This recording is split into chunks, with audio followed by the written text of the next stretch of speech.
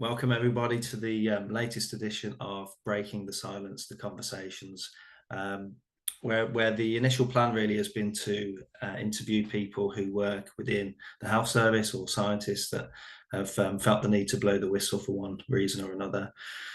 Today I'm delighted, absolutely delighted, because I followed this brave doctor for some time, Dr. Brun. He's based in Ireland.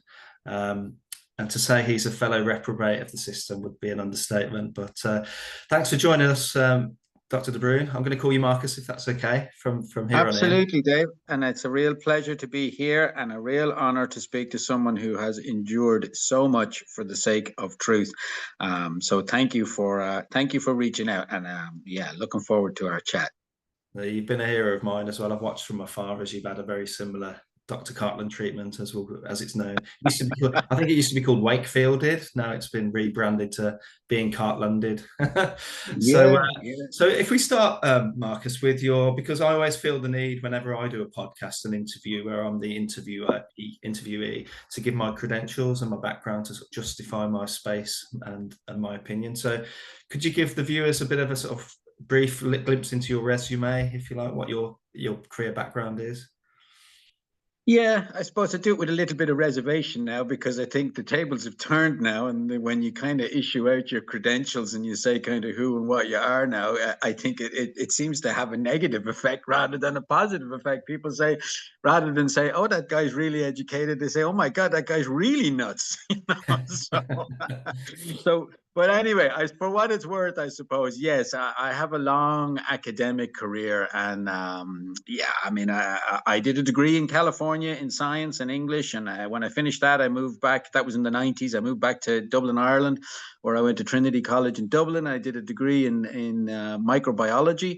And after that, then I went to the Royal College of Surgeons and I did my medical degree, became a doctor. And after a few years in the hospitals, I moved to New Zealand, where I lived for 5 years, and I studied to be trained to be a GP. And so I became a member of the New Zealand College of General Practice. And then in 2010, I returned to Ireland, where I became a member of the Irish College of General Practice. And then shortly after that, in 2018, well, a good while after that, I was elected by my colleagues to become a member of the Irish Medical Council, which I was on for a couple of years until the nursing home. I had a nursing home and a surgery at the time, a busy practice.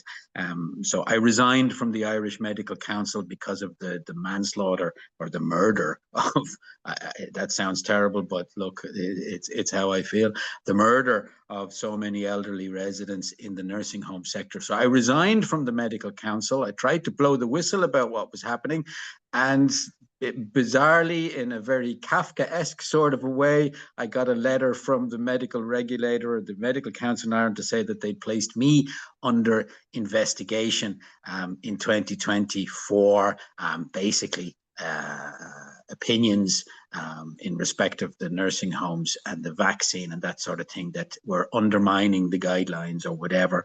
Yeah, so that investigation went on for 5 years, and it's probably something you're quite familiar with. I write for an online magazine called Cassandra Voices.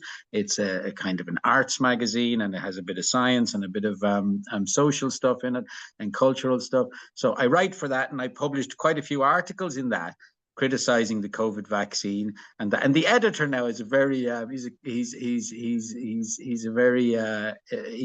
a barrister, or was trained as a barrister. So he went through all of my articles with a fine tooth comb to make sure that they wouldn't be sued or that. So I wrote what I thought were very conservative, realistic arguments in terms of the vaccine and why people shouldn't have it and why I felt it was dangerous.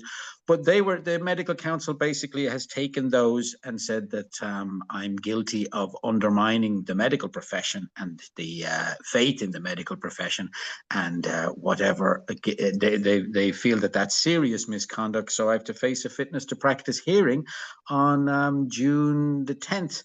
Where they may proceed to take away my license to practice. So yeah, it's very, very surreal. Unfortunately, I just can't help but saying that when I state what's happened, people must scratch their heads and go, no, there's more to the story. This guy must have done something right. But no, there's no patient complaint, no nothing, no kind of nothing nasty ever written or posted on Twitter or anything like that.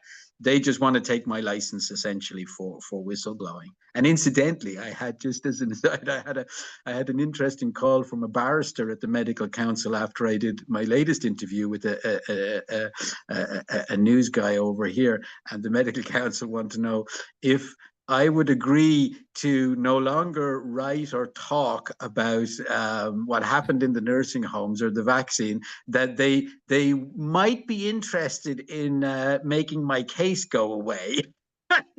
dismissing Wow. the whole dismissing the whole thing. So these are they're unscrupulous, nasty people, and there's or they're decent, honest people whose strings are being pulled by unscrupulous, nasty people. I don't know how deep down where it all goes, but I think, in my opinion, that if the dots were joined in an objective way, it goes right up to the Minister for Health during my case, or during the nursing homes in Ireland during the worst of COVID. The Minister for Health, who's now the Vice President of Ireland, or the Taoiseach, what we call the Vice Prime Minister of Ireland. So there are very, very powerful people, very, very powerful institutions at play. I'm only a small fish, but they do want me to go away.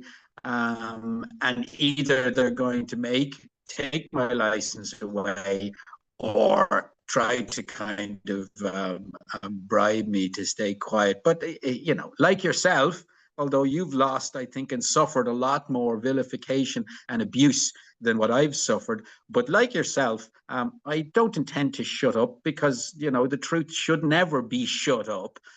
It should always, be spoken, and eventually it will triumph. I believe. I have that little bit of faith, little bit of hope that humanity is not as dark as it appears to be at the moment, So Yeah. that's where I am. So did you get the impression, just cutting back to that almost like gag order that you've been asked to consider, don't do any interviews, don't speak out, and we might think about, was that categorically said, or was it just intimated so that there's no Oh finger no, that was pointing? category. That was a phone call I got. So I did an interview, and we've got a very good journalist or presenter over here called Niall Boylan, and Niall and I spoke throughout the pandemic, and he was probably the only radio presenter, mainstream radio presenter in Ireland, who was actually defying the managerial instructions not to interview or not to talk to people who were objecting to lockdowns or objecting to policy. Niall defied that, and he interviewed myself and a few colleagues, and he suffered as a consequence. But anyway, the Niall Boylan podcast, he set up a podcast, which is very, very popular. So I did an interview with him last week on his podcast, and then the following day I got a call on my phone from one of the barrister who apparently represents the medical council. And no, in no uncertain terms, he said the medical council will be willing to offer you, to make your case go away, to dismiss the case against you if you took an undertaking, if you sign an undertaking. And he said this would be what did he call it? He had a term for no fault or no prejudice agreement that you would make with the medical council's legal team or whatever. So, I asked him to send it to me in writing.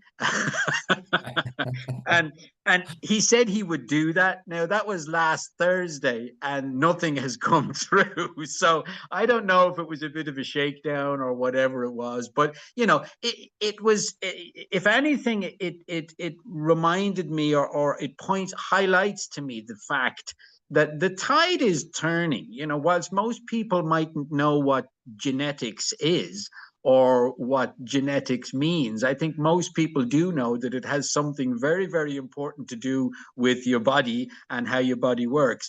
And the reality that the vaccine is a genetic vaccine, that word now has become part of the public discourse. So the vaccine uptake has utterly collapsed in Ireland. And I don't know, that's probably the same in the UK. But that to me shows me that this is all going to take time before there's a reevaluation. But the facts that the uptake has completely collapsed, that shows that people are at least aware that they were duped, that something bad happened, that is not a good vaccine. It's not a normal vaccine. So, if it's only just a baby step, and the word genetics has now become part of the discussion about the vaccine, because you remember at the outset when the vaccine came out, if you even tried to say it was a genetic vaccine, you were poo-pooed as a looper, as a nut job, as of course it's not a genetic vaccine, it's a vaccine. But now the public are aware that this is something a little bit different. So change is happening in a piecemeal way, and when I say piecemeal, I think in a very large way. But that reality that this vaccine is bad and people aren't taking it, that's just starting to come to the surface. What the consequence of that will be, or maybe in 2 or 3 years' time, I think will be something quite catastrophic for the government and quite catastrophic for the medical regulators and the boards who tried to shut down the doctors who said it was a risky, dangerous vaccine. So, I think that's part of the reason why the medical council want to, or tried at least, or are interested in cutting a deal with me or shutting me up or whatever, because they know that the writing is on the wall now, So I think people like yourself and myself, we have to exercise a degree of patience. We got caught in a wave of violence. And when the violence that you've experienced, and it can only be described as violence, when a medical regulator who's supposed to be looking after the health and safety of the public is actually coming after doctors who are trying to advocate for their patients, you can only describe that as an act of terror and an act of violence. But those acts of terror and violence against you, against me, against there are 12 other doctors in Ireland, all under investigation, going through the same thing, that wave has to expire itself. We have to, and I'm going to use a terrible word, but I just can't think of another one. We have to be crucified for this, and it's a terrible analogy to make because I'm certainly no comparison to the main man who was crucified. But in a similar way, our punishment has to see itself through as part of the process, I believe. So you'll be punished for speaking out, so will I.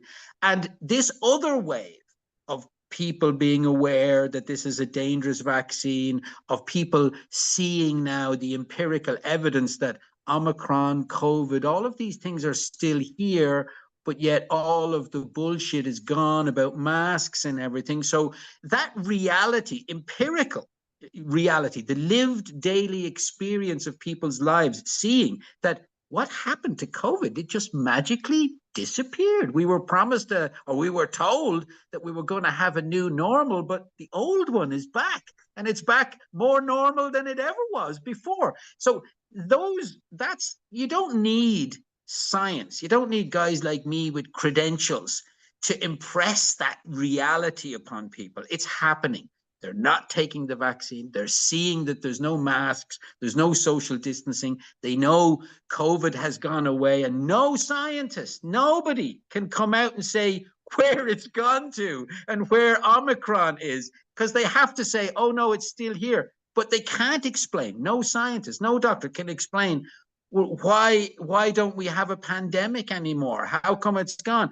And even if they try to say, well, it's because the vaccine, but nobody's taking the vaccine. So, and then if they say, well, you're getting a bit of benefit, well, if you're getting benefit, then why did you ever need boosters? Why? So, so the whole thing, the whole edifice is crumbling, but it's not crumbling because of you or because of me. We help, and we're being true physicians. We're being true to an oath we took. So we're following through on what we believe in, and that's admirable. But the real work that's happening to turn things upside down is the daily lived experience of people's lives. And sadly, the excess deaths that arose after the vaccine, the injured, the people who've been injured by the vaccine, sadly, they're the victims, and they've no voice as of yet. but they will. And they will because of this, I feel, this small, but very, very important and significant change has come over society. So in Ireland, we see, there are people out on the streets. Now, they may not necessarily be out in the streets just because of COVID. They're out in the streets because of other things like immigration policy and, the domination of politics and the media by vested interest and corporations. So people are getting out on the streets, but COVID is part of the reason that people are out in the streets. COVID is part of the reason that people are dissatisfied with immigration, dissatisfied with the influence of the corporation on the media, all of that. COVID is part of that. And it will, in my opinion, eclipse all of that because it's a much bigger issue than immigration. It's a much, much bigger issue than, than the other things that people might be protesting about. To my mind, what happened to us, to the people of Ireland and the people of the UK and the people in the Western world during the pandemic, I believe, and this is again is going to sound crazy, but I do, but it's my opinion and I believe it, that it's absolutely comparable to the Holocaust. I do feel that when you look at the excess deaths, the number of people who've died, the injuries sustained by the vaccine, when we're actually permitted, and we're not permitted at the moment, when we're permitted to actually stand back and objectively analyze excess deaths, vaccine injuries, all of this, all of the suffering, the missed cancers, the misdiagnosis, because health services were shut down, when it's permissible, and it's becoming increasingly permissible to talk about these things, but when it's permissible for scientists and people like you and I to actually analyze this in an objective way, I strongly feel that the numbers that we're going to see of deaths and suffering as a consequence of both the vaccine and lockdowns and policy, that the numbers we're going to see here will be on a par with the type of horror that Jewish people endured during the war in terms of concentration camps and that sort of thing. But, all of that's going to take a little bit of time. And you and I and people like I have to be effectively shut up in order to kind of extend that process, because these people, the people in power and the people in the corporations, they're not really concerned, I think, with the reality that they're going to be exposed. It's when. They're not going to mind being exposed when they're dead, and they're not going to mind being exposed. Politicians don't mind really being exposed when they've left politics and shuffled off to big jobs in the private sector. So this is about time. And shutting you down, shutting me down, and keeping us under wraps and violently suppressed, that's the job at hand at the moment. It's got nothing to do with, finding out who was right and who was wrong. It's all about suppression. So, no, I'm not going to take any offer from the medical council, but I do expect to be punished, as you will be punished too, unfortunately. But that's the grim reality of what we're dealing with, I feel, anyway. Yeah, and just a reminder at this point, I think you touched on it earlier about, how will this look in 3 years' time retrospectively? It's not going to be a good look for the medical profession or the regulators or any No. of the big pharma. And they know it's coming. It is a matter of time because, like you say, it's the real lived experience. I've always said that. It's the bodies are going to keep piling up. The disabilities are going to stack up. The amount of funerals people are going to, people are noticing now. And I've just had a job back in the NHS, and it's the real people, the patients that have actually twigged it. Whether it's ahead of the medics or the medics have twigged it, they're just not saying it because they're keeping their heads in the sand. But there's very much more informed conversations in my coffee rooms amongst staff as well at the surgery that I've just took a role at. So yeah, there is an awakening, but just a reminder to the doctors who are watching this and are quiet that there is a duty of candor to repair that damage, isn't there? It's a duty, and the reason they call it duty, and I harp on about it a lot, is it's part of the regulator's code of conduct. If you make a mistake, we're both charged with bringing the profession into disrepute or affecting public confidence in the NHS. But, actually, I'd say we're following the duty of candor. We've been calling this out from the start. And, to repair the damage and to rebuild the trust and the confidence, we need to own up. It's not whenever you get a complaint to general practice, even if you haven't done anything, you apologise just to make it go away, to rebuild the trust between doctor and patient. But, yeah, just a little plug of the duty of candor. I Yeah. wanted to go right back, Marcus, if I could, right back to you. There's a lot of material that we covered in the last sort of 20 minutes, but sort of pick some of it apart. Three things really. Number one, I wanted to talk about the nursing homes.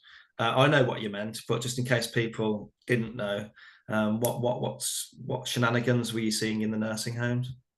If you're Well, allowed to look, talk I mean, about it, I yeah. don't Oh know. no, look, I'm not allowed to talk about it, but I will talk about it. Look, I mean, I remember during, at the start of COVID, there was all kinds of crazy things, being said on Twitter and on the media, and that, hey, there's no virus, it's never been isolated, there's no pandemic, it's all a scam and a fake and all of that. And look, I think it's important to, at least for me, to state clearly, I do believe that there is a coronavirus called COVID-19. I do believe there was a pandemic. But where I differ from the vast majority of my colleagues is that I firmly believe that that pandemic took place in the nursing home sector amongst the most vulnerable members of our society. That's where there was an actual pandemic, because as a physician, and I know that elderly people in the nursing homes, they're at the end, they're coming to the end of their lives in many respects. There's a few years left in the nursing home, and the reason for that is quite obvious for people, because they're old and infirm, and they're vulnerable to flus, vulnerable to colds, vulnerable to diarrheas, vulnerable to a vast that young healthy people aren't. That's obvious. That's obvious. So when COVID came into the nursing homes, then obviously the most vulnerable people are going to suffer consequences. And of course, during the pandemic, there was all this talk about whether people were dying of COVID or with COVID and all of that sort of thing. For elderly people, it's quite simple. Many of them died of COVID. Many of them died with COVID. Many of them had a little bit of flu, and then they got COVID, and they died as a consequence. They had two things going on. But without a shadow of a doubt, as COVID ripped through the nursing home sector in Ireland, and it tore through the nursing home sector, we had the conservative estimates are about 2,000 elderly people died either of or with COVID during the pandemic. So, and it was an unprecedented level of death. I mean, there were months where you'd have 300 people dying in the nursing home sector, when normally you'd have 20, 30 type of thing. So the death rate in the nursing home just mushroomed, particularly in 2020. But I suppose, to put it bluntly, how did it happen in Ireland? Well, in Ireland we had foreign. So the government shortly after. I mean, I wasn't the only person who realised that what the government did in Ireland, what the policies that were in place resulted in the deaths of lots of elderly people. I wasn't the only person who realised that. Lots of people did. So the government commissioned an independent inquiry to look into and examine the deaths in nursing homes. And what they found was that 4,500 people in 2020 were transferred from the public hospitals into the nursing homes in Ireland. And that peak, that transfer, it was going like at about 100 people a day at one point. The peak of that transfer was in March, April 2020. That's when it peaked. And interestingly, that's when the deaths in the nursing homes peaked. About 2 weeks after that, well, that peak is followed by the deaths in the nursing home peak. So they transferred, and the reason they transferred is because our politicians were all, vying for who was going to do the best job protecting the public. Because the whole notion of the elderly being at risk, that started out as being the priority, but that quickly changed and it became very politically expedient to offer protection to all the voters, to all the spenders, to all the kids, to everybody. So the politicians were vying with each other to offer protection to everybody, because they were getting huge amounts, because the media was generating so much fear, they were getting huge amounts of political kudos for protecting everybody. So unfortunately, as part of that process in protecting everybody and getting political kudos for protecting everybody, as part of that process, the victims became then, so instead of the nursing home and the elderly being the people we had to protect, they actually became the basket who was going to pay the consequences of this political expediency. Because what the government decided to do was, they said, okay, in 2020, we feel that there's a wave of COVID coming here. And the Taoiseach at the time, Leo Varadkar, who was a doctor, he got up and they had this fantastic idea of emptying the hospitals of patients who were convalescing, who were just coming to the end of their hospital stay. They might have a broken arm and it was just needed a couple more days or whatever. So patients who were relatively stable and just needed a few more days convalescent, they were gathered up from the public hospital system in Ireland and they were transferred into the nursing homes. And as I said, about 4,500 of them were transferred. None of them were tested.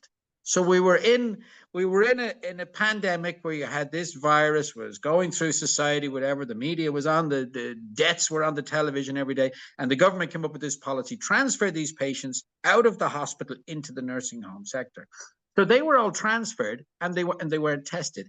And at that time, in April 2020, also the government came up with a policy that they said, right, we're going to need hospital beds, so we're going to transfer these people into the nursing homes, and we're also going to need tests because we're running short of tests. So we're going to take the testing facilities out of the nursing homes. Now, people think I'm making this up, but this is what happened in Ireland. So they took the testing facility out of the nursing homes. So so the first week in April of 2020, I arrive into my nursing home. I had about 50 odd patients in my nursing home. I arrive in April, first week on a Monday morning, to be told, hey, we've just got a transfer of 8-9 patients from the hospital. Our nursing home was just being built, so we had some extra bed capacity. That's why we got such a large number. There's 8-9 patients here from the hospital. And when I said, well, what's their testing status, or what do any of them have COVID? Do we need to isolate? I was told, well, none of them have been tested. And I rang the hospital in a fury and said, why are you sending us people with no tests, no results? And they said, test them yourself. You've got tests, you test them. And I said to them, well, no, we don't have tests. The government has just pulled the tests, So I might sound a little bit emotional as I describe this, but it was absolutely horrible. It was a shit show. Remember at the time in the nursing home, because the government wouldn't allow us, and the College of General Practice and the regulator all wrote to us and said, you're not allowed to use hydroxychloroquine. You're not allowed to prescribe anything for COVID. This is black and white instructions. There's no drugs available. There's no... So the only treatment modality we had in the nursing homes that I had was testing patients. Now, one might say the test is bogus or whatever. Look, I don't know. But that's all I had to offer in the nursing home was test. Because if I tested the patients and if they had any symptoms, if I found a COVID, I could say, right, Mr. Jones, we'll keep him in his room. He won't be mixing in the day room. He won't be going down to the canteen. He won't be walking all around the nursing home. We'll get his meals up to him. We'll try and, and help him to not be bored out of his tree, but we'll keep him in his room if he's a positive test. That was taken away.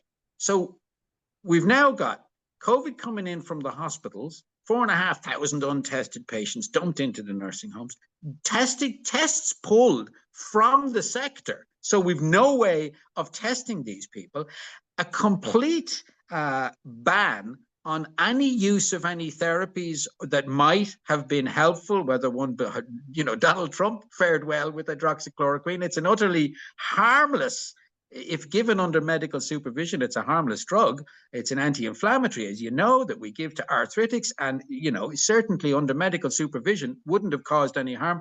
Vitamin D, we could have been prescribing vitamin D, but the guidelines coming in from the government were utterly bizarre. They were, do not prescribe, do not transfer to hospital, get to the families and get do not resuscitate orders. So we're getting instruction from the hospitals and from the government to get families to sign do not resuscitate orders, which means if your loved one gets very sick, don't send them to hospital for any resuscitation. Essentially, let them die.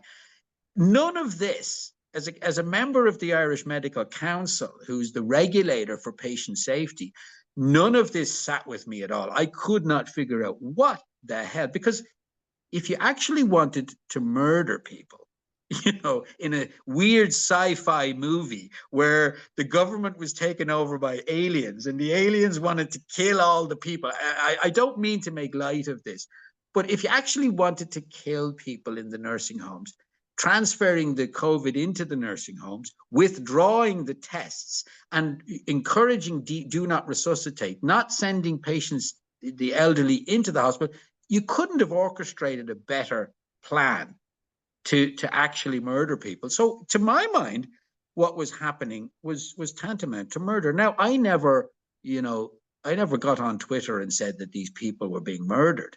I said that I felt that the government was guilty of manslaughter. That's as far as I went in my criticisms. But nonetheless, I say it now, and I say it with absolute sincerity. Those people in the nursing homes were effectively murdered by government policy in order for politicians to win kudos. I mean, when I was going into the nursing home, so I'm in this situation where I'm going to the nursing homes, there's panic with the nursing staff. So the hospitals are taking the nursing staff from the nursing homes and redeploying them into the hospitals. So the government is taking away the staff, introducing COVID, refusing any treatment for the patients, and not allowing the patients to even be admitted into hospital. And it was horrible. So I resigned. I wrote a letter to the minister. I wrote to the Irish Medical Council to try and whistleblow, say, look, this is what's going on here is wrong. But bizarrely, in a Kafkaesque sort of way, I was the one. I was the one with the problem that all of this stuff was somehow acceptable, and it was the right thing to do. And even colleagues, I mean, I would say it to colleagues, and to paraphrase some of the things they were saying was things like, "We're in a pandemic. If they have to die, so be it." And I just couldn't believe that Irish citizens in my country, human beings, were being treated with this much, not even let's protect them because they're the vulnerable, but actually converting the sector into a dumping ground for COVID. So everything that was said, every political kind of promise that was made, all the talk about human health and helping people and human dignity, and it all just it was just turned completely and utterly upside down. So yeah, I mean, a very long-winded answer to your question.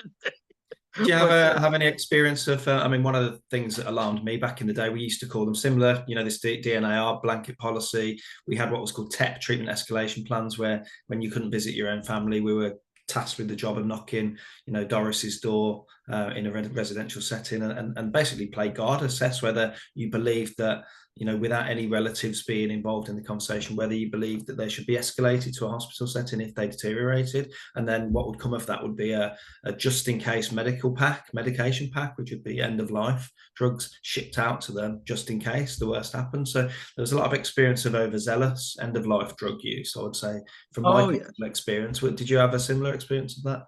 Oh, very similar. I mean, the transfers, it's ironic that, there's a steady rate numbers that you can look at for hospital transfers from the nursing home sector into the general hospital. I mean, it kind of stays the same. We've got a nursing home sector with X number of people, and X and another and Y number of people kind of get transferred from the nursing home into the hospital sector at any kind of given month. The numbers are fairly kind of reliable.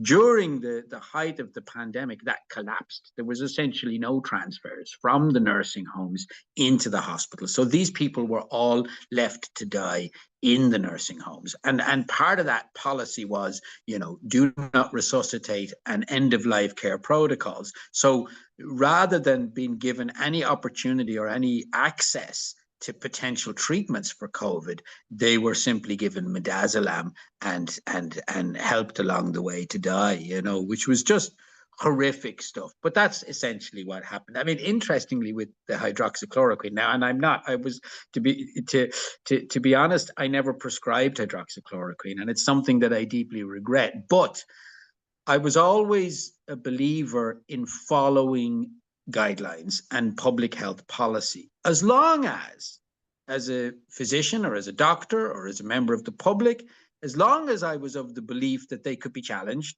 and you could bring your concerns to the relevant regulator and authority and you could have them addressed. So I rather naively and foolishly followed the guidelines in the nursing homes. And, in the space of 3 to 4 weeks, I had like 12 people die on my watch. And that's and I was with them when they died, most of them, and had to talk to their families out in the car park, or because they weren't allowed in, and remember, this is kind of early spring, end of winter, and the Irish weather is not great, but you're standing out and you're talking through people, through sitting beside them in their car, or sometimes I could get them to come into the foyer of the nursing home where the electric sliding doors would be opening and closing constantly while I'm trying to tell them that their loved one had died, and they're you're in rooms with patients who are struggling with respiratory death and respiratory failure, and you've got loved ones outside the window kind of looking in. Like, it was the stuff of nightmare. It was the stuff of horror, but absolutely it was end of life care, and that was all that these people were afforded. Interestingly, the government at the time sent around a memorandum to the HSE, and I have it in black and white. They sent a memorandum around to every pharmacist in Ireland saying, if hydroxychloroquine is prescribed by a general practitioner in the community, send us the name and the prescription of the doctor. So essentially, report any doctor who prescribes hydroxychloroquine. Now, that's weird. That is just weird stuff. And that's in black and white. That's a fact. You can ask any pharmacist in Ireland, did he receive a letter from the state asking him to inform? And the reasoning was because there are some people who have arthritis and they're taking hydroxychloroquine and they need it, and we don't want it to go in short supply. Like, the deviousness here is just in Ireland. Ireland is probably unique in how gullible the people are taken to be by the state. So pharmacists were asked to report any doctor for prescribing, and a colleague of, several colleagues were reprimanded by the medical council for prescribing hydroxychloroquine. One who I know is presently awaiting his trial for prescribing hydroxychloroquine. So you have to ask, when you go down these kind of, and at the time they were rabbit holes, but now they're not rabbit holes. Now they're big open caverns. When you wander into this cave and you say, well, why is the state, interfering with a doctor's right to prescribe a relatively proven harmless drug that may be of some benefit? Now, I also have, myself and my colleagues, we also have HSE government documents which state in black and white, circulars, that hydroxychloroquine is of some benefit in the treatment of SARS-CoV-2. So we have black and white evidence to say that it may, at the very least, to say it may, in fact, documents that say it is from the government. Why is the government interfering and policing and stopping doctors from prescribing something that might save someone from dying? What is happening? This is weird stuff, because people some of your viewers might think, oh, that's because doctors shouldn't be prescribing things if they're not licensed to treat that. Well, that's wrong, because people need to remember, if you go to the doctor and you've got the flu, the doctor will often say to you, look, it's flu, but I'm going to give you an antibiotic here just in case, if it's greeny, mucousy phlegm or that, it might help. You can go to a doctor if you've got a cough and your cough could be related to a degree of reflux, so the doctor will prescribe you an anti-reflux medication or a PPI for a cough. Or you might have migraines and the doctor prescribes you a blood pressure tablet. These kind of decisions are clinical decisions that are based, they're called off-license prescribing. And doctors have been, good doctors, all doctors, even bad doctors, all doctors have been off-license prescribing since the history of human medicine. So why is the medical regulator and the government coming in and jumping on hydroxychloroquine as a doctor to prescribe that so that it might help? Why are the Irish College of General Practitioners issuing guidelines telling doctors not to prescribe hydroxychloroquine? What's happened? Did hydroxychloroquine somehow become a major danger overnight that we don't know about? No. The answer to the question, it only became clear to me some months kind of after the fact, but the answer to the question is perfectly clear and perfectly obvious. The vaccine was licensed under what's called, as you know, EUA, Emergency Use Authorization. That's how it got its licensing to come onto the market. And one of the stipulations of EUA is that there can be no other drug available to treat the condition. So we had a situation during a pandemic where the government and the policymakers and the colleges all let hundreds of people potentially die, deprive them of potentially beneficial medication on behalf of a pharmaceutical company. Now, if that's not patent and obviously, corrupt and banjaxed and wrong on so many different levels, stopping, and then doctors like you or doctors like me who speak out about it, to then be, violently suppressed by all of the powers of the state, it shows you, COVID really, really shows you how rotten politics is from the top right down. It's completely and utterly rotten. So what happened was wrong. What is happening is wrong. But, and as I said, I never prescribed hydroxychloroquine, and I deeply regret that I didn't have the courage like some of my colleagues did. They said, to hell with you guys. We're going to treat. I've got sick. One of my colleagues went into his nursing home and he treated the elderly. And, his name is Dr. Pat Morrissey, and he's under investigation here in Ireland too, and we talk quite regularly.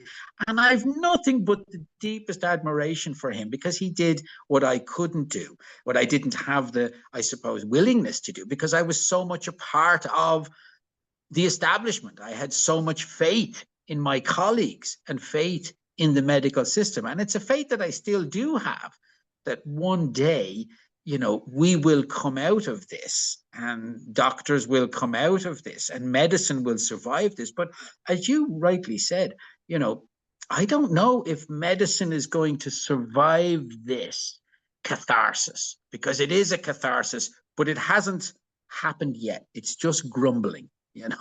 But it will. It has to happen, because medicine can't continue like this. We can't continue to practice as dispensers on behalf of the pharmaceutical industry. We cannot. We've lost our autonomy as doctors if this continues. We've lost the ability to care for patients in an honest way, and we've lost that. For me, it wasn't just the taking away of hydroxychloroquine that killed people. For me, it was taking away the doctor-patient relationship. Because if I could have said to a patient, hey, I've got something, we've got some vitamin D, I've got some hydroxychloroquine, I'm going to engage with you. I'm the establishment. I represent the years of medical science and all the technology that's behind medicine. That's what I embody when I have a relationship with a patient. If I had been able to say to patients, hey, I've got something, I would have been able to give them something that's the greatest healer, which is hope. Without a shadow of a doubt, hope can not only heal, but it can help people overcome and get through. But the regulator in Ireland, the medical board, the College of General Practitioners, and the government took away that hope, prevented me from giving people hope, whether it came in a bottle of hydroxychloroquine or a couple of vitamin D tablets. I should have been allowed to treat, to intervene, and to help as a physician. And when that was prevented, something really, really terrible was exposed to me in terms of this relationship between pharmaceutical industries, the powers that be, and regulators. So as I said, it's rotten to the core, and my hearing is just, it's just an example of that, or it's just another little expose of how rotten it all is. Going back to the sort of the golden calf that was offered, as you mentioned, it was an emergency use authorization. My experience matches yours in terms of, every treatment option was a conspiracy theory and suppressed, because of this EUA that was in place. I think you've answered it in the bulk of the interview, Pod, but was there, obviously you took the decision at the vaccine rollout to say, no, I'm not going to be involved in this. What was the decision-making process up to saying, no, I'm not going to be part of it, I'm going to shut down the practice, I'm finished with this? Well, in Ireland, we had the medical board. There was a doctor so that was in 2020 when the nursing homes peaked, the deaths peaked in the nursing homes, and when all of that was going on. And myself and some colleagues, we wrote to the government, we wrote to the regulator, we're blue in the face writing, trying to blow the whistle, and nobody was listening. Everyone was just ignoring us. We were part of the granny killers and anti-vaxxers, and all of this crazy shite that was just mud that was just slung at us. So I was doing my best to highlight things, and as you probably have experienced, doing my best came at the cost of consequence in terms of my family, because all of that mud that was thrown at me, some of it landed on my family. My wife is not white, my kids are not white. She's an immigrant, and she has always felt a little bit on the outside of Irish society, just a little bit. And I don't mean that we're an inherently racist bunch. We're not. But, when my wife would be going to the shops or whatever, she'd hear and feel the whispers of, that's the woman who's married to the anti-vax doctor. There were kids who used to play with my kids, and parents wouldn't send those kids down to play with my kids anymore. And, we knew and got the vibe and felt that it was because, I was the anti-vax doctor who was against the vaccine and all of this. So, those things were very, very difficult to endure. And I'm sure you've experienced the same thing. So to put it in context, when this stuff was going on, I felt certainly very vulnerable, because we were pariahs. I was a pariah for saying what I said. So I honestly felt that the medical council, who wrote to me and said, it's your duty to promote public health guidelines, not to be questioning them on your Twitter account. I felt that they were coming after me fairly quick. So in September of 2020, there was a public protest organized against lockdowns and that. I went to that and I spoke at it, along with a couple of other doctors or whatever. So I spoke at this public protest. And then immediately after that, I got a letter from the medical council saying that they were putting me under investigation for questioning the guidelines or whatever. But at that time, another colleague, Jerry Waters, a GP in Ireland, he refused to administer the vaccine, and so he was struck off and suspended. He refused to administer the vaccine to his patients. He was like a GP like me, had his own practice. He refused to administer the vaccine, and he refused to refer for PCR testing when the vaccine came out in 2021. And he was struck off for doing that. So when the vaccine came out, the medical council wrote to me and said, I said I didn't want to give it. I didn't want to give the vaccine. I mean, to be honest, I didn't mind, or I didn't object to the vaccine being given to the elderly in the nursing home as part of kind of, some sort of help for them. And I'd seen so much death in the nursing home, I didn't object to it being given to the elderly people. But I said, aside from elderly people, I'm not giving this vaccine to children. I'm not giving it to pregnant women. If people want to get it themselves, I'm happy enough to say to them, go down the road, Joe across the street is doing it, go over there and get it. I just don't do it. But the medical council said, if you don't give this vaccine to your patients, we're going to suspend you just like we suspended Jerry Waters. Or we're going to summon you to what they call a Section 52, which is a kind of an immediate strike-off in Ireland, or immediate suspension. So my back was against the wall. I had a thriving practice. I had 6,000 patients. I had a nurse, a manager, a busy practice, and a lot of people depending on me. My practice was in the town where I went to secondary school, where I grew up. So I knew a lot of my patients very, very well. And it was a very difficult decision for me to make, but I couldn't in good conscience offer or give that something that I didn't believe in. So I made the difficult decision to close my practice and to avoid suspension, because I mean I have a mortgage and bills to pay, so and two small kids, and I had to keep working. So to be suspended and lose my income as a consequence of not giving the vaccine, I took the easier option, the less courageous option, and said, okay, I'll close my practice. That way you can't come after me for not giving the vaccine, because I no longer have any patients who I'm obligated to give it to. So when I closed the practice, then I went to work as a locum, just covering for, I mean, I have a good few friends in general practice, and they would give me a bit of holiday cover for them.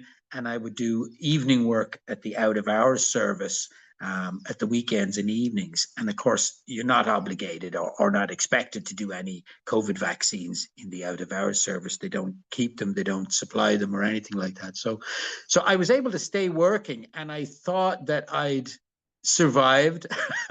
I thought that that I was safe from them.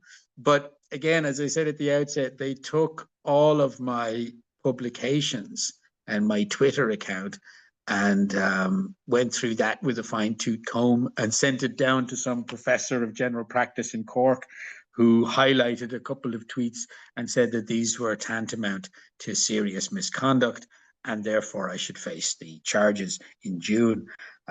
Interestingly, I suppose people are probably browned off listening to me now at this stage because I talk so much, but I keep banging on about the same thing. But I think I'll just let you know what the tweet was, the major tweets that the council have used as an example of my serious misconduct. They want to take away my license. The tweet was, I wrote this tweet stating that because of the amount of money paid to GPs and medical professionals during the pandemic, many of my colleagues have effectively been bribed into silence because of the amount of money paid for administering the jabs.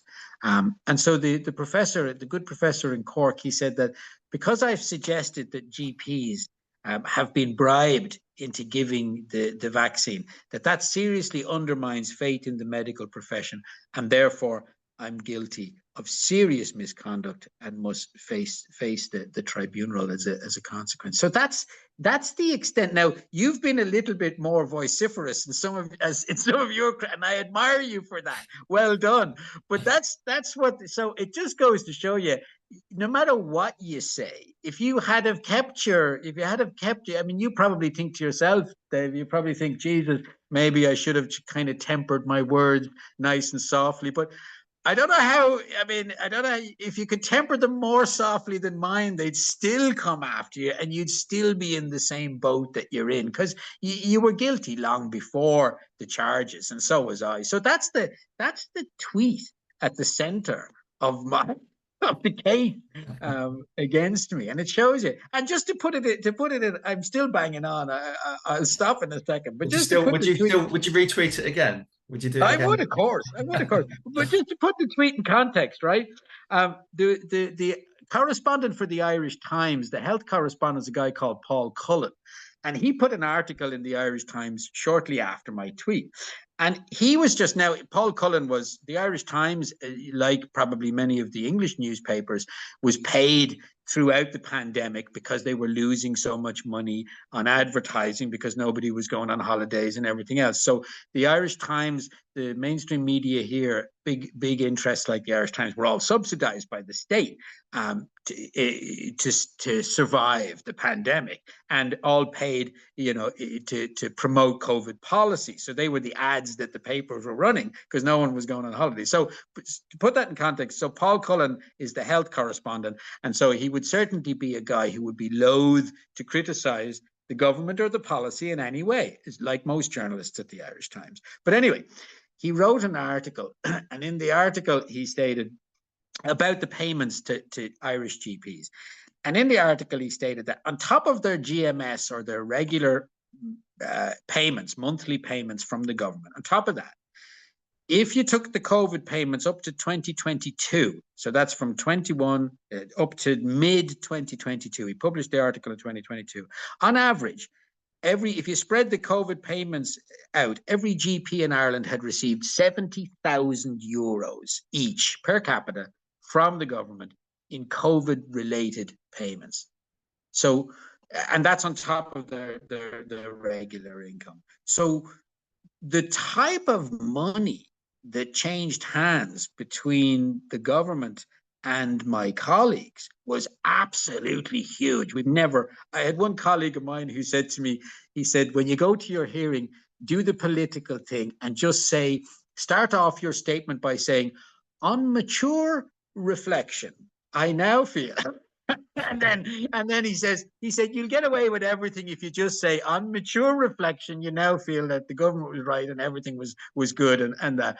But he said to me, in the same breath, he said, the COVID vaccine, administering the COVID vaccine, because he administered thousands of shots, he said the COVID vaccine represented the height of his financial relationship with the government in his career of medicine. And I'd say that's the case for most doctors in Ireland, that we were paid more to administer the COVID vaccine than any other vaccine before. We were paid during the pandemic 15 euros to answer the phone if somebody had a COVID query.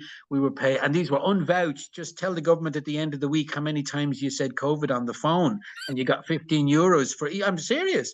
I'm not making this up. You got 15 euros for each phone, each time you answered the phone if somebody said COVID. We got 70 euros if you took a patient in and did a respiratory exam in the midst of the pandemic. 70 quid on top of your regular money.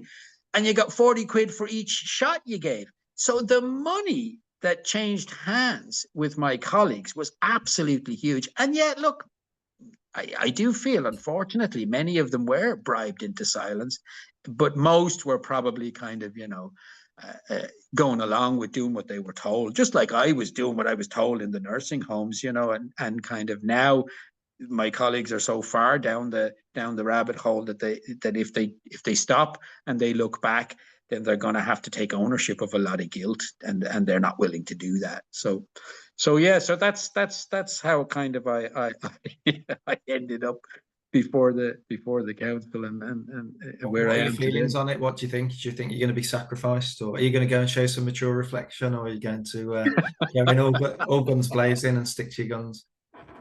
Oh, well, look, I don't know even, this has been exhausting, it's been so difficult for me, even though I did step out of it all for a couple of years and just went into the garden. I got a beehive, and I learned how to keep bees, and I have a little polytunnel, I'm growing my vegetables, and I went back to nature, not back to nature, but I relied on my love of human biology and of nature, the biology of nature, and escaped into that world. And, ever since I've done that, it's given me a little bit of compensation and a little bit of counterbalance to the weight. I mean, somebody said to me once, you went from hero to zero in COVID. I was at the height of my medical career in terms of being on the council and all of that, and I had the expense account that you get when you're a council member, and all of this sort of pomp and circumstance. I went on the council to try and affect some degree of change, because I think that, you know, there's a lot wrong with the regulators in Ireland. There's a lot wrong with how they're given expense accounts and how they're funded and how they're influenced by the government and the minister, and all of that, you know, became real or exposed during the COVID. But having gone back into nature and keeping the bees and growing the vegetables and doing the things that I do in the garden, and that, it's given me a counterbalance, and it's reduced the importance to me of things like the medical council and things like my colleagues. You know, what you don't have and what you never had, I suppose, you know, you never miss, you know. But to be honest, even though I had the respect of my colleagues, now that I see what it was based on and what it was all about, and how empty that respect was and how empty those friendships were. I mean, so few people, colleagues, picked up the phone to me. I mean, now many did, but you know, there's 28,000 doctors in Ireland. You know, if I had 10 or 12 pick up the phone to me during COVID and say, hey, you know, you're right, or geez, you know, what went on was wrong, you know, that's all I had, maybe 10 or 12, you know. So when I go to see them in June, look, I'm entirely guilty. There's no point in me. I'm completely 100% guilty of disagreeing with policy, of disagreeing with the vaccine. Absolutely, I'm guilty. So what defense can I mount to these charges, only to look at the people there and just, you know, just to kind of, I suppose, ask them to ask themselves, what are you doing here on that side of the table? What's your motivation? How could you be brainwashed into thinking that what happened was right and what people have endured is right, and that this is a wonderful vaccine? Like, how can you possibly sit there? But, you know, people do. Like, I mean, isn't that what happened during the Inquisition, you know, with people like Tycho Brahe and Galileo? I'm not comparing myself to those people, but, you know, didn't they go up and hand, you know, something obvious like, hey, you know, the earth goes around the sun, here's the evidence, you know? And, you know, weren't they completely and utterly, you know, dismissed because of an ingrained belief system? That's the enemy here, is that ingrained belief system. And as I said, I'm not going to change that at my hearing. And it's almost frivolous. I will argue, I will state the point, I will show the evidence in terms of the deaths and the vaccine. I will certainly use it as an opportunity to put that on the record. But, you know, what they're going to do, they're going to find me guilty because I am guilty. And then it depends on whether they're going to try and take my license away. If they do, the one thing about the Medical Council in Ireland, if they take my license away, that decision has to be sanctioned by a court, by the High Court. So then I will have an opportunity to go to the High Court. Now, I don't know what your experience has been with courts and the legal system here, but in Ireland, the doctors, as I said at the outset, there's about 12 of us who are under these procedures. The doctors, we have medical insurance that we've been paying for years, just like you pay your insurance, but our insurance over here won't cover anything to do with your opinion. So, and because there's no smoking gun, there's no patient injured, there's no harm to anybody, my medical insurance said, well, this is not something we cover. You're on your own for this, you know. So we have, I haven't engaged for it, you know.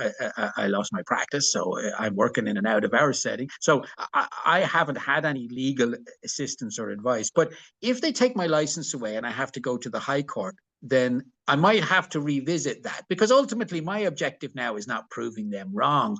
I think the public have spoken. They don't want the bloody vaccine, and they'll speak louder as time goes by, as the injured start to materialize, as the pregnant women, as all of the consequences of the vaccine and the policy start to emerge. That'll do the speaking. I don't need to speak. So if the only thing I want to do is to preserve my ability to pay my bills. So if it's a case I have to go to the High Court and defend myself, then I'll have to certainly probably get some legal advice, and probably come up with some funding to do that and all of that. So that'll be a different scenario. So It'll all depend on what they do on June 10th, whether they take my license away. To be honest, my gut is that they won't. They'll give me some kind of a slap on the wrist, a fine or something, and just put a note in my record. And I'd be happy with that. I'd be quite delighted at the end of my day if someone digs up a little bit of history in 50 years' time on Brun to see that in his medical record, there's a note that says he disagreed with the vaccine and he disagreed with COVID. Perfect. I couldn't ask for a better addendum to my medical qualifications. I'm happy with that. So we'll see what happens. Brilliant. I'm glad you're positive about it. I mean, all of this is very, it triggers me because obviously these cases are exactly the same, aren't they? Your Irish colleagues, I know many of the ones you've mentioned are going through the mill, the impact this has on you psychologically. And, you know, we're all perfectionists as doctors, and to have our professionalism questioned by these pharmaceutical. I mean, the GMC, you know, they invest in pharma. You know, they invest in Merck. They invest in AstraZeneca, one of the vaccine producers. So how can they give a neutral opinion for a COVID dissenter? And again, in my situation, there's been no patient harm, no clinical negligence. No, this is all about third-party social media spats. And they'll find a way because they don't want to microscope the facts and the data and the facts of science really that we've seen.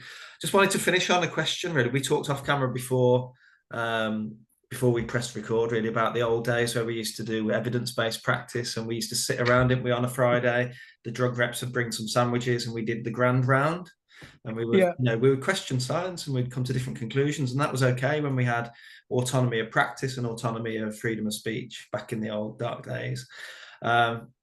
You're sat in a room, you've just given your grand round presentation about how crap the vaccines are, and you've got a bunch of 500 doctors who are still picking up their bonuses for giving the spring booster 25. What would you say to them? You've got a captive audience. What would you say to them to get them out of their slumber, to get them to stand with you? What would your words of wisdom be to people? There is no way I would ever even entertain the hope of getting them to stand with me, because what we have to say and what I have to say to them is so brutal and so horrible of a reality. My colleagues, your colleagues, the people who have administered this vaccine, what they've injected into people is a genomic sequence that transgresses, that crosses the membrane of human cells and interferes with the most intimate process known to life, to biology, interferes with translation, transcription. There were DNA vaccines, they're gone. Now we have an mRNA vaccine that's interfering with translation. The genetic mechanisms that are being interfered with here are so intimate to not just human biology, but to all biology on the planet, that the guys who continue to promote this and don't have the guts and the courage to actually stop what they're doing and admit that what they're doing is wrong, they are, to my mind, no less guilty than the Gestapo, who marched people into gas chambers and pulled levers and switches because they were following orders and doing what they were told.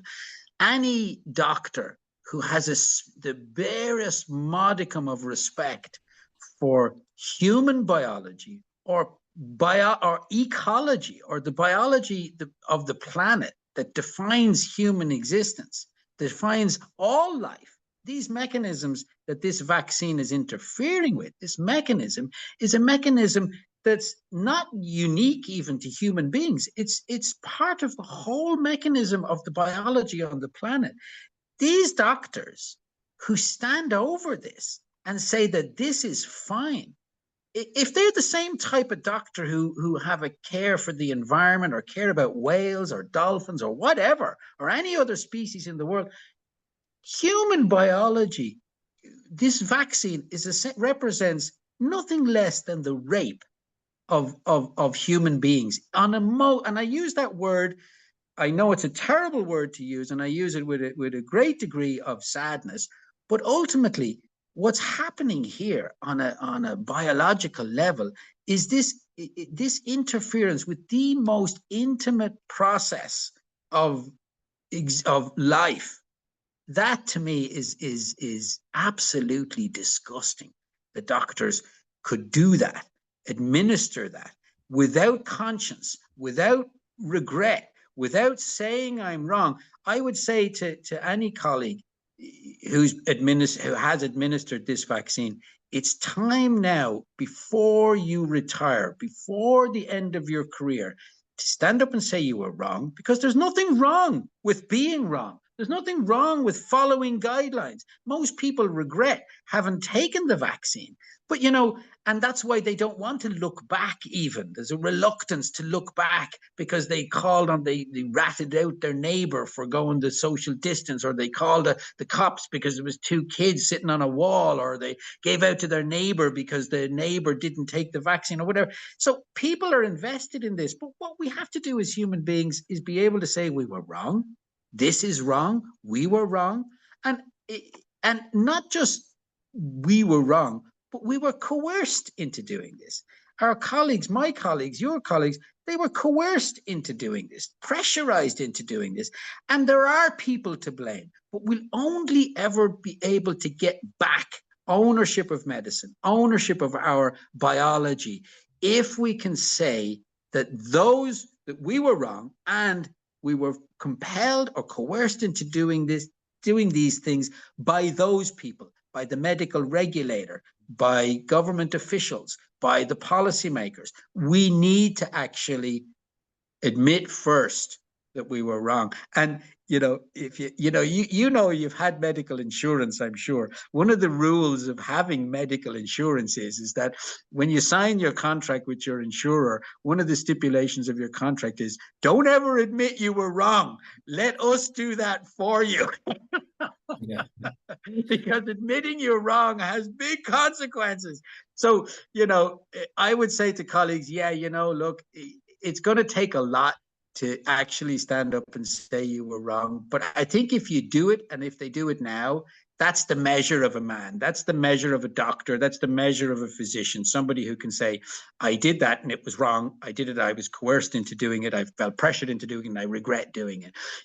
Then we can move forward. But I don't think, as I said, I don't think that the bulk of my colleagues have the courage or even the conscience or the decency to do that. And I think that's the weird kind of a state we're in. It's no different to World War II, when a majority of people were doing terrible things and justifying those terrible things because that's what everyone else was doing and they were the rules. Yeah, but instead of going after the doctors as well that are staying silent, we're the ones in the firing line, and they're doubling down on people like yourself, myself. That's why our summers are going to be taken up with these spurious hearings. I mean, I'm down for another 3 weeks. I've already done 3 weeks about he said, she said, they said on Twitter. It's very bizarre how they've doubled down. Well, as I said to you at the outset, the only advice I could give you really is that you're working too hard. Your guilty verdict is an inevitability, and once you know that your guilty verdict is an inevitability, really you have to ask yourself, what is the point in trying to struggle? Your guilty verdict is an absolute inevitability. Absolute. I mean, look at me. The tweet that I'm up for, it's so utterly facile and benign and ridiculous. Any of the Twitter statements that I'd make are benign, and I've always spoken in a reasonably measured and benign way. No matter how benign or how aggressive your tweets or that have been, you're guilty. You're guilty, and you're 100% guilty. And you're guilty. You're guilty of the unspoken crime. And the unspoken crime is you disagreed with the establishment. You questioned the establishment. You expected medicine to do better. You expected medicine to be honest and to have integrity. You're guilty of those things without a shadow of a doubt. And so you're going to be found guilty. So what is the point in exhausting your family, exhausting your resources, exhausting your money, exhausting everything? If I were you, I mean, I can't tell you what to do, but I intend to go into this tribunal and just put things on the record. But am I guilty? Absolutely, 100% guilty. And you know what? I'm proud of being guilty. I'm not ashamed of being guilty. I'm proud of it. And you should be proud too to be guilty. And when you get that note on This your does not sound like mature adult reflection, Marcus. no, I think we're going to get in no, trouble. it's not. It's Got not. two I smoking have to guns work on going. that. I Thank have you, to work Dr. on it. Cartland. That's something I'll work on. All right. I just wanted to ask before we close, just final question. I know I said the last one was, but what's your experience of vaccine injury? Do these people exist, or are they a conspiracy theory of Dr. Cartland and his fellow reprobates? What's your Oh, experience of look, vaccine injury. Look, when you think about, as I say, when you think about the whole scale nature of the vaccine rollout, how many people have taken it, when you think about the platform of the technology being used here, it's not a vaccine, and we fall into the trap of when we call it a vaccine. The injuries here are massive, without a shadow of a doubt. The excess deaths are clear. The numbers are there. You only see excess deaths after the vaccine rollout. In the whole year of 2020 before the vaccine, no excess deaths. That's in so many different countries. It's in Ireland, across the board. It's blatantly obvious.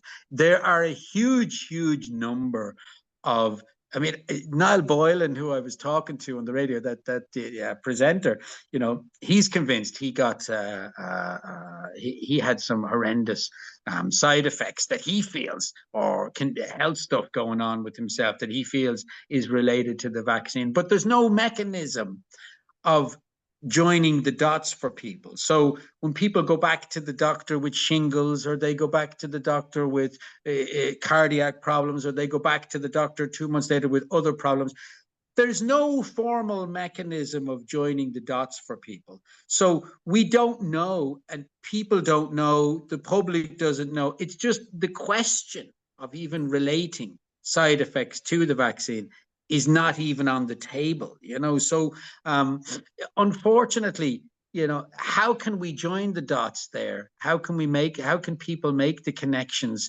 to the vaccine? I don't know. It's very difficult to even for people to even make the case. I mean, in Ireland, we had no mechanism whatsoever.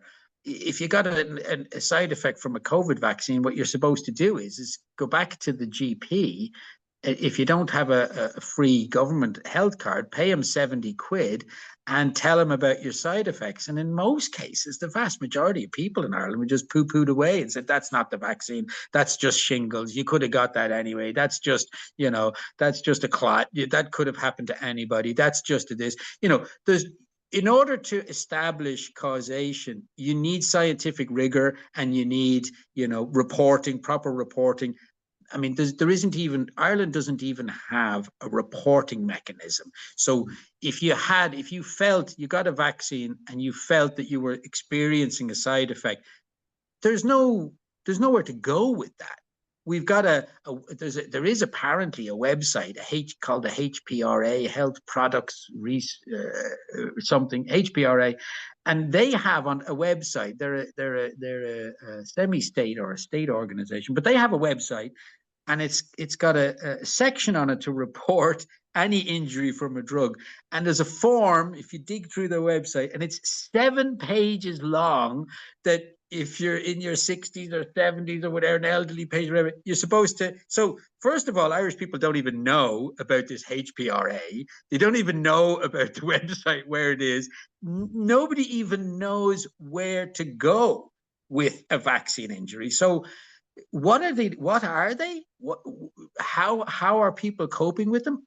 I don't know. I can't give an answer to that. Science is trying. I think there are some good research. There's some good research coming out. There's some good papers on connecting up what the side effects might be.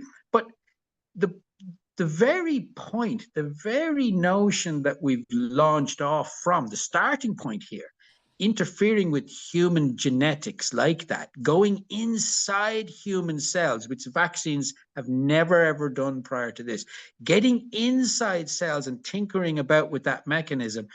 What kind of side effects can we have? I mean, cancers, autoimmune diseases, the clots, the spectrum of disorders that can arise from this type of engineering and behavior is huge. But what precisely they are, we'll never know, because the powers that be don't want us to know, and they don't want people to make those connections and join those dots. But anyway, even when we talk about side effects, to my mind, when you talk about the side effects, that almost even legitimizes the fact of, oh my God, what have we done, and what have we permitted to be done to human cells? You know, so side effects, it beggars belief. I honestly don't know. I would expect that cancers and the cells that take up these this genetic material and start to operate in the way that the gene instructs them to operate, I would expect that the research will show in the not too distant future large increases in myelomas and cancers and skin cancers and various different. So I think oncogenesis or cancer would be the primary thing that we're going to see.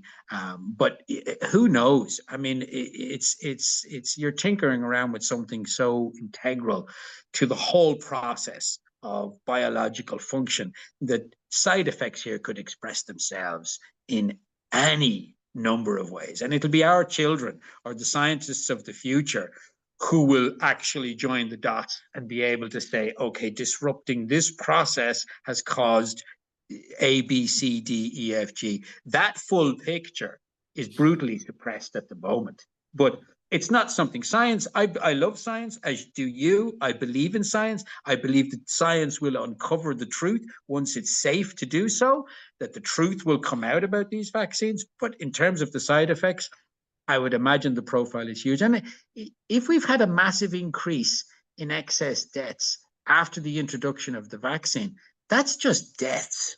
So, in terms of illnesses and diseases that people have managed to survive or come out the other side of after the vaccine, all of that is a whole branch. I mean, there probably will be a branch of medicine and a branch of science that will deal with and expose, and I'm sure there'll be a scientific journal and a paper to deal with the consequences of this type of genetic manipulation. But it's so novel now, it's still just petering through society, that the dots aren't being joined, the science isn't ready yet, and the regulator is dead set on making sure that those type of connections aren't being made. Absolutely, and we've got the same people who are sort of hiding the evidence. The correlation doesn't equal causation brigade. They're demanding evidence from us anti-vaxxers, for want of a better phrase. Yet at the same time, they're pinning all this multi-systemic inflammatory symptoms to the old unicorn condition, long COVID, without any evidence. You know, so it's very bizarre, the sort of double standards really of our colleagues that demand evidence from us, yet absolutely no evidence of the long COVID, which neatly ties together all this plethora of side effects that we're seeing in our day-to-day practice. Marcus, it's been an amazing conversation. I'm going to let you get some lunch now. Thank you ever so much for all you're doing. Like I say, you're an inspiration to me in my sort of war against the regulators, and I wish you all the luck in the world. And just remember to have some adult, what did I say? Adult mature reflection during the proceedings. And I don't think you will. I think you're going to go and you're going to make a stand, and they'll probably give you a slap on the wrist, hopefully, because they can't, because how will this look in 3 years? You know, they can strike you off. I mean, for me, I kind of want to be struck off now. For the reason to get it on record, get it on record that I spoke about. And we all know that I wouldn't be in the firing line for the GMC regulators if I hadn't spoken out and towed the line. But they've hashed up a non-academic way of getting me out. But I really do hope you keep your license, because anyone who listens to this interview will see you're a man of integrity, bravery, adult reflection, and and knowledge. I mean, your academic career is unbelievable. I mean, the credentials you expressed at the start just, you know, it adds to the credibility of your position. So thank you for your honesty. Thank you for your time. And final words to you, Marcus. Well, thank you, and right back at you, Dave. Look, you know, we are a small number of people, and we are a minority at the moment. But as I said, the consequence of this is not lost on the general public. It's actually been experienced by the general public. So, you know, there's a saying that in Ireland, Chucky our law, means our day will come, and our day and your day will definitely come. It's not going to come at your hearing, and it's not going to come at my hearing. And look, what I would say to you is the same thing I'd say to my patients too, who experience the side effects of vaccine, or even just who experience illness in general, is that, there's a world out there, a natural world that is an absolute miracle, is a beautiful, beautiful thing. And it comes from a higher place, from a higher power. And, it's expressed. I'm sitting here and I'm watching the wind waving through the trees in my garden. I'm looking at the blades of grass growing. All of it is a beautiful, beautiful thing, and a beautiful miracle of a thing. So, step away from the pain, step away if you can, and immerse yourself in the beauty of the world, because, these things will pass, they'll go, or even we'll go, and we won't be able to appreciate them, but they are an antidote. Get out when it's getting on top of you, when it's getting really on top of you, get out, go for a walk, hold your wife's hand, go walk on the beach, don't speak to each other, just look at each other and look out onto the sea. There's a beautiful world out there that'll be here long after we're gone, and we should be very, very proud of the fact that we've done our level best to preserve something beautiful in the world. So, I'm certainly, whilst you might say it's a pleasure to speak to me, it's a pleasure to talk to you, and I wish you the best in your hearing as it's coming up. We'll be thinking of each other, and we'll be in touch afterwards to compare notes, I hope. Yeah, kangaroo court notes. Absolutely. I'll get into trouble for Absolutely. that as well. Right, Marcus, I'll Yeah. let you go. Thank you ever so much, and stay in touch. And Absolute pleasure, Dave. Keep been in an touch. amazing interview. Take care. Bye. All right. Bye now. Bye.